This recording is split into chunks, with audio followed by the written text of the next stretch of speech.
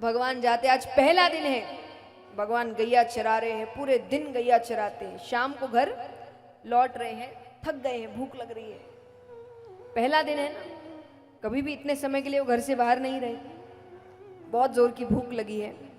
अब यहाँ पर कुछ गोपियां भी गैया चरा दूध दही माखन बेच के घर लौट रही है। मैंने कुछ दिन पहले भी कहा था कि भगवान ने भेदभाव, दोनों काम कर रहे हैं, दोनों घर चला रहे हैं, लड़का भी काम करने गया है तो वो महिलाएं भी काम करने गई है। ये हमने चीजें बिगाड़ी आकर कि ये इसका ही काम है, वो उसका ही काम है।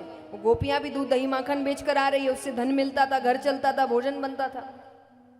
भगवान ने भेदभाव नहीं किया था, हमने भगवान के नाम पर भेदभाव किया। असल में अगर भगवान की शिक्षा ग्रहण करेंगे तो भगवान ने गलतियां, कुछ गलत ऐसा नहीं किया था, उन्होंने तो सबको एक बनाया है। क्योंकि अगर उनको भेदभाव करना होता वो हर चीज में करते। अब सूरज की किरण पुरुषों पर ज्यादा पड़ती है क्या? बताओ, बारिश होती है तो पुरुषों पर ज्यादा होती है क्या? हवाएं पुरुषों के लिए ज्यादा चलती है क्या? चंद्रमा सिर्फ आपको ही रोशनी देता है क्या? भगवान ने तो कोई भेदभाव नहीं किया, प्रकृति में नहीं किया, हमने किया बाकी आके भेदभाव। तो यहां पर दोनों अपने अपने काम से लौट रहे हैं। अब जरूरी नहीं कि रोजाना हर हांडी बिक जाए, तो एक तो हांडी बच गई थी माखन की, भगवान को लगी है। भगवान कहते अरे गोपी, एक दो हांडी हमऊ दे जा। गोपियां कहती लाला तुझे माखन देने का कोई लाभ नहीं है। क्यों लाभ? मतलब भगवान का रंग सांवला था और गोपियां इस बात के लिए उनको बहुत सताती थी। वो हमेशा कहती थी कि तू बेटा ही नहीं है, यशोदा मैया गोरी, बलदाऊ भैया गोरे, नंद बाबा गोरे, तुझे उठाकर लाए हैं कहीं से। तो कहती थी कि तुझे क्यों दे, तुझसे क्या रिश्ता? अरे बोले मैं नंदराय का छोरा, बोले हमें तो नहीं लगता। और जब भी ये बात कोई कह दे भगवान को बड़ा क्रोध आता। तो भगवान ने नीचे देखा, कुछ पत्थर थे, हांडियां फोड़ दी, वो दूध दही माखन सब उन पर गिर जाता है। गोपियां कहती आज यशोदा के पास इसी अवस्था में जाएंगे। बड़ा कहती है मेरा बेटा चोर नहीं है। अब हम पागल तो है नहीं, अपनी हांडी अपने ऊपर ही उड़ेल लेंगे।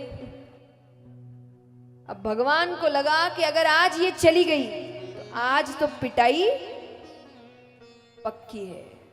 तो भगवान कैसे तैसे गिरते पड़ते दौड़ते भागते गोपियों से पहले घर पहुंचते हैं।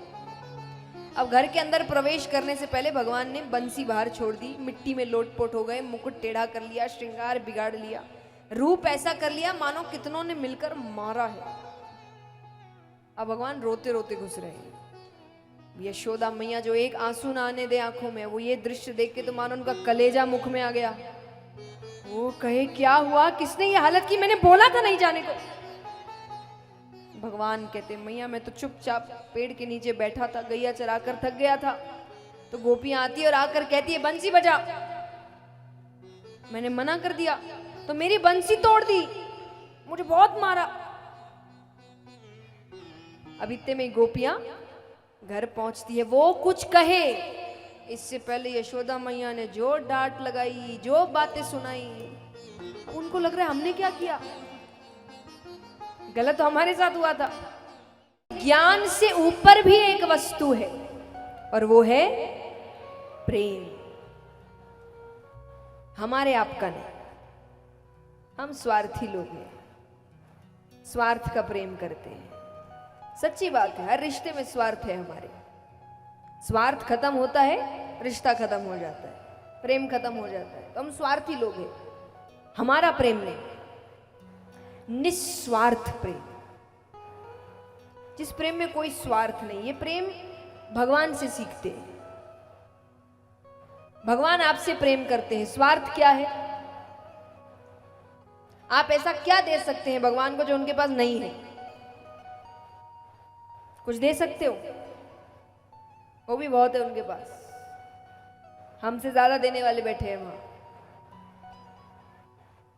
हमारे पास ऐसा कुछ नहीं है जो हम दे सके जो उनके पास ना हो, फिर भी वो हमसे प्रेम करते हैं, फिर भी वो हमारी सहायता करते हैं, फिर भी वो भक्त के लिए हर काम करते हैं। भूल जे कितने कार्यों में तो भगवान भूल जाते हैं कि वो भगवान है। आज हम साधारण से मनुष्य होकर भी एक पदवी पाकर सोचने लगते हैं हम ये कर सकते हैं, वो नहीं कर सकते, हम ऐसा कर सकते हैं, मैं ये नहीं, वो कुछ नहीं सोचते।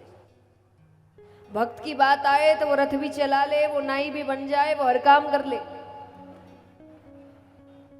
इसको कहते हैं निस्वार्थ प्रेम। तो भगवान जानते हैं कि पूरी दुनिया में अगर सबसे ऊपर कुछ है तो वो है प्रेम।